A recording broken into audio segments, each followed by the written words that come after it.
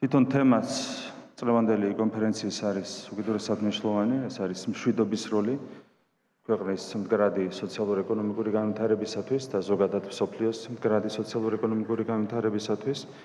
ჩვენ ვართ ქვეყანა, რომელმაც გასული 35 წლის განმავლობაში გამოიარა 4 სხვადასხვა ომი.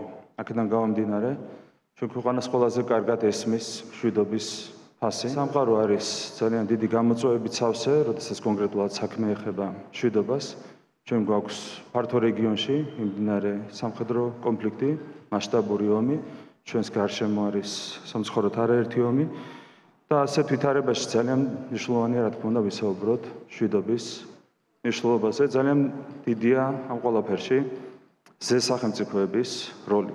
და მე ვფიქრობ, ჩინეთი არის სწორედ ის ზესახელმწიფო, რომელსაც ყველამ უნდა მიიბაძოს. გასული 45 წლის განმავლობაში ჩინეთი იყო ზუსტად ის ზესახელმწიფო, რომელსაც არც ერთ ომში არ მიუღია მონაწილეობა. და ეს ზესახელმწიფო იყო თავიდან ბოლომდე ორიენტირებული პროგრესზე, მოდერნიზაციაზე, ეკონომიკის განვითარებაზე და შედეგებიც არის, ვფიქრობ, სახეზე. წლევანდელი ღონისძიება განაგრძობს თბილისის ადგილობრივი ეკონომიკური განვითარების ფორუმს 14 წლიან ისტორიას, რაც კიდევ ერთი დასტურია იმისა, რომ